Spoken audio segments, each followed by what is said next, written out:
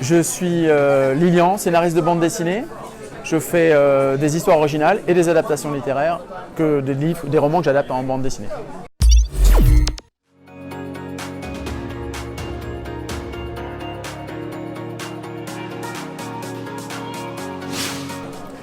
Mon parcours, je pense que j'ai un parcours chaotique. Après des études jusqu'en troisième, j'avais pas envie d'aller au lycée, donc j'ai fait BEP CAP vente, à la fin duquel j'avais pas envie de trouver du travail parce que j'avais pas envie de travailler. Pour l'instant, je m'estimais pas encore prêt. J'ai fait l'armée et à la fin de mon service militaire, donc à mes 18 ans, j'ai décidé de passer un diplôme d'accès aux études universitaires. Et ce qui m'a permis ensuite d'entrer à la faculté où j'ai fait formation cinéma-théâtre, donc DUG, licence et maîtrise. Donc j'ai raccroché finalement le cursus, on va dire entre guillemets classique. Et c'est là que j'ai commencé à écrire, donc à m'intéresser à l'écriture cinématographique au départ, par l'écriture cinématographique apprise dans les écoles américaines. Et j'ai adapté mon écriture cinématographique à mon envie de bande dessinée, puisque depuis l'âge de mes 7 ans, en fait, ma mère et mon beau-père ayant 400 à 500 BD, c'était facile pour moi de les lire parce que j'avais accès. Voilà, donc mon parcours est un peu là et j'ai commencé à écrire. Et, donc du coup, je fais à la fois des histoires originales et aussi des adaptations de romans en BD.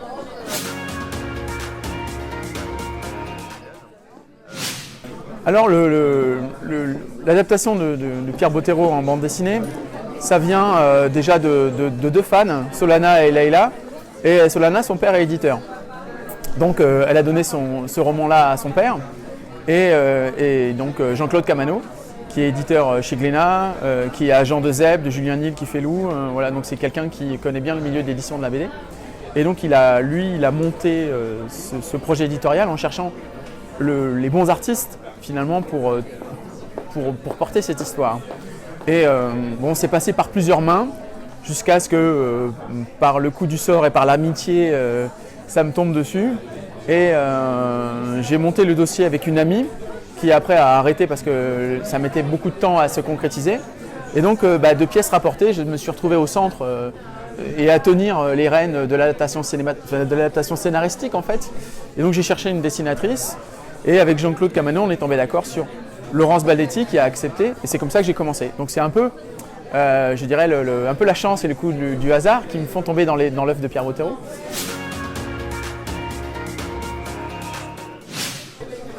C'est très compliqué. C'est quelque chose que j'ai découvert en lisant La Quête des Willan et en me rendant compte du nombre de fans qu'il y avait et de la passion que l'œuvre suscitait chez ces fans. Quand le projet a été annoncé, j'ai vu partout sur internet fleurir des oh mon Dieu, hérésie, oh mon Dieu, projet commercial, ils vont tuer l'esprit du roman. Et comme ma formation de première, c'est l'écriture cinématographique et que effectivement le cinéma se nourrit beaucoup de la littérature, j'avais axé une partie de mes études et de ma réflexion sur l'écriture cinématographique, sur les adaptations justement. Donc j'avais déjà des idées préconçues, évidemment, sur l'adaptation. Et c'est vraiment... Donc j'ai prévenu les fans tout de suite, je leur ai dit, bon, une adaptation c'est une trahison, mais des actions finalement, parce que mon but c'est de retranscrire l'esprit, même si les actions ne sont pas les mêmes. Donc je sais que de toute façon, il y a toujours des fans qui sont contre, il y a toujours des fans qui sont pour, il y a des fans qui ne disent rien mais qui n'en pensent pas moins. Donc j'essaye d'écrire avant tout pour le bien de la BD, dans l'esprit de Pierre Bottero. J'espère y arriver, je fais tout pour, parce que ça reste quand même des BD que je fais parce que j'aime le livre. Si j'avais pas aimé ce livre, j'aurais pas fait l'adaptation, parce que j'aurais pas été la bonne personne pour le faire.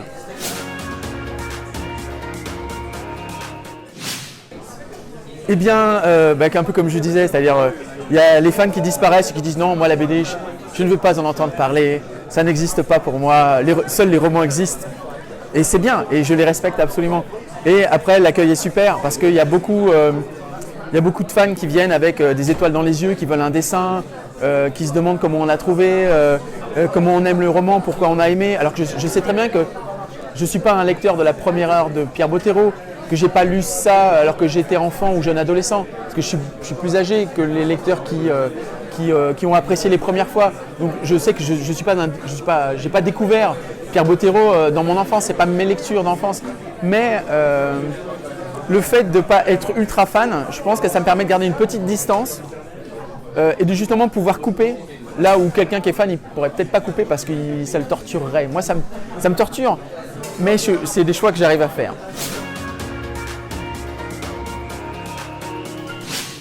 Alors, quand on fait une adaptation, on est coincé entre la taille des romans et le nombre de pages qu'ils ont, et finalement les bandes dessinées qu'on va faire, le format et l'économie de la bande dessinée.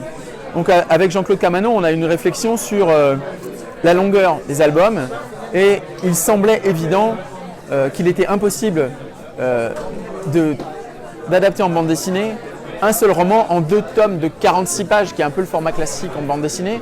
Donc on a choisi une pagination beaucoup plus importante. Donc chaque tome de la Quête des Willan en bande dessinée fait 64 pages. Et le marché de départ, c'était d'essayer de faire un roman en 2 tomes, en sachant très bien que même en faisant comme ça, il y avait des coupes. Mais au fur et à mesure de l'adaptation et du succès des premiers tomes en bande dessinée, on a pu avoir plus de place. Donc j'ai demandé à ce qu'on puisse profiter d'un 7e tome. Donc les éditions Glénat ont accepté. Donc on a une adaptation qui sera plus longue et qui sera plus importante. Et c'est finalement une chance. Mais ça, c'est grâce aux fans, parce que c'est eux qui ont porté les albums de BD. Et aussi, c'est les demandes de la dessinatrice d'avoir une narration un peu plus déliée, où effectivement il y a moins de cases, on peut faire des doubles pages avec que des décors, où on peut être vraiment dans l'immersion dans l'univers. Donc voilà, c'est un travail où on se laisse la chance de pouvoir développer sur plus long grâce au succès commercial.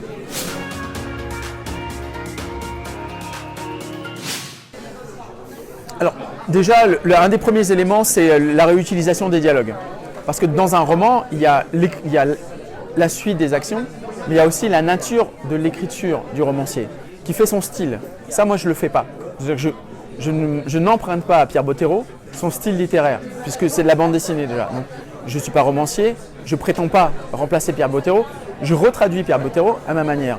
Donc, j'utilise les dialogues du roman, ce qui fait que ça laisse quand même des points de repère pour les fans, et les meilleures sentences que j'estime moi être les meilleures du roman sont dans la BD. Et ensuite, c'est un travail d'immersion, c'est-à-dire que pour arriver à rendre les ambiances, je dois connaître le roman par cœur, quasiment. Donc je me dois d'être non pas en distance par rapport au roman, mais à l'intérieur des mots. Donc le roman, je l'ai découpé dans tous les sens, il est analysé, et les séquences pour moi inutiles, je les ai coupées à l'avance. Donc je sais à peu près à quoi va ressembler mon adaptation au final, et je suis obligé d'avoir cette vision avant de me plonger dedans.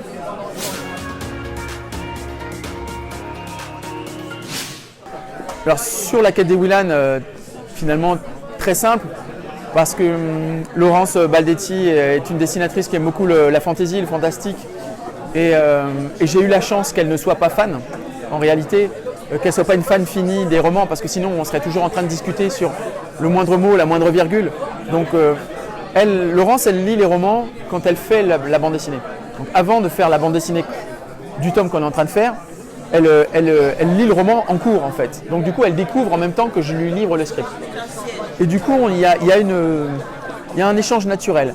L'adaptation, le scénario que j'écris pour Laurence, le premier tome, il est écrit, on va dire, pour faire l'adaptation. Le deuxième tome, il est déjà écrit pour elle, puisque je lui demande quel genre de mise en scène elle souhaite avoir.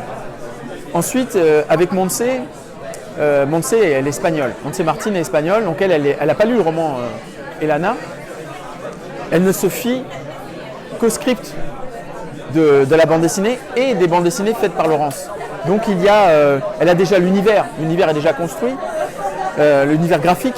Donc elle a repris à son compte l'univers graphique de Laurence et elle a adapté à son style.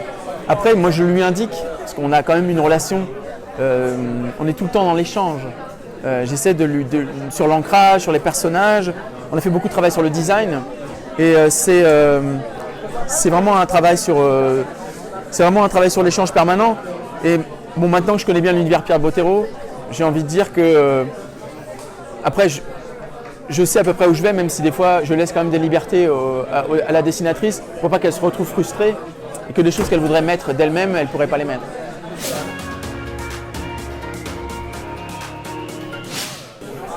Alors, c'est vrai qu'il y a un côté plus rude et plus rugueux dans Elana parce que dès les premières séquences, on est dans la mort.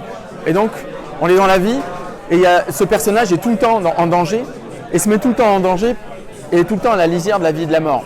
Et finalement, c'est un peu la voie des marches sombres dans Elana. C'est des gens qui sont un peu dans le secret mais qui sont libres, qui font fi de toute loi, de tout cadre de la société et qui vivent entre cette espèce de liberté et de violence ultime qui peut sortir à un moment donné. Ça fait partie de leur philosophie. L'adaptation, je l'ai pensé. Bon, Elana, c'est un projet que j'ai écrit sur mon temps libre.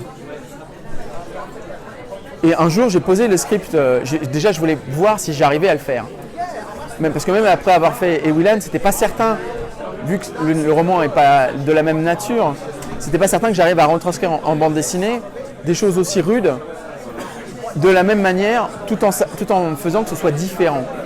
J'ai posé le scénario sur la table de mon éditrice, qui n'avait pas lu le roman, et qui m'a dit la BD, elle se tient très très bien toute seule.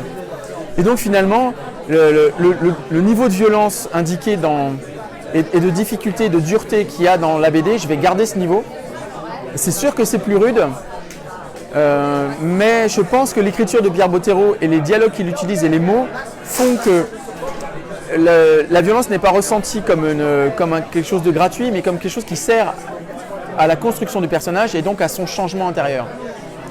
Donc j'ai pas de difficulté. Il est certain que je vais pas faire d'Elana une BD gore. Donc les moments où il y a des scènes d'action gore, il n'y aura pas plus de sang que ça. On va jouer sur les codes en fait de ce qu'on peut faire en jeunesse et en ado pour pas tomber dans le gore justement, même s'il y a des moments qui sont très rudes. Mais les moments rudes, comme les moments poétiques, seront quand même dans la BD.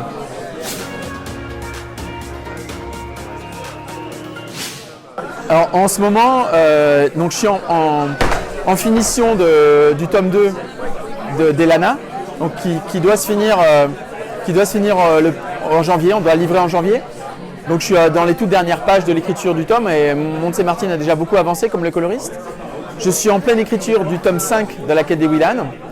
Donc c'est le début du tome et c'est un tome qui finalement est la première résolution d'une partie de l'histoire puisque les personnages vont arriver à l'endroit où il y a les sentinelles. Donc tout ce qu'on a construit depuis 4 tomes va commencer à se dénouer maintenant. Et la première séquence fera 25 pages.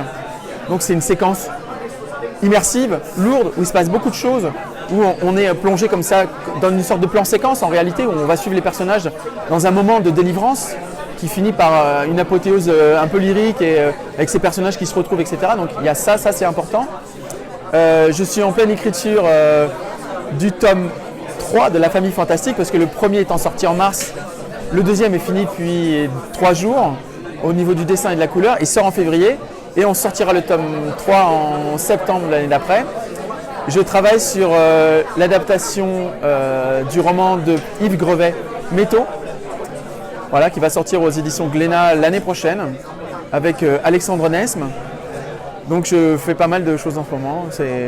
Donc je navigue entre des histoires originales et des adaptations. Puis je suis toujours en recherche de projets. J'aime bien chercher les idées. Je viens de faire 30 pages dans U4 Contagion chez Siro Sénatan, 30 pages de BD. Voilà, avec Pierre-Yves César, on nous a demandé d'adapter une partie des romans U4, la rencontre des personnages dans ce 5e tome. Donc c'est aussi un plaisir de plonger dans un autre univers avec un autre dessinateur, puis d'écrire pour lui et d'avoir une aventure éditoriale complètement différente.